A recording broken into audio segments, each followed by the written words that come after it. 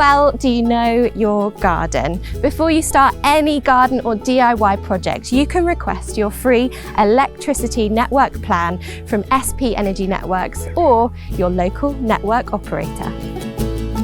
Trust me, these plans can be a literal lifesaver.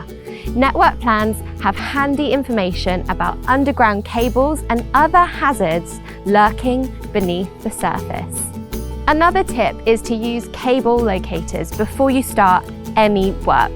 These nifty gadgets help you trace the cable's position, ensuring you know exactly where they're hiding. Electricity cables don't always run in straight lines and may be shallower than you think. That's why it's so important to get safety advice and plans before you start digging. So take the time to request your network plan, use cable locators, and mark the locations of your cables before you start digging.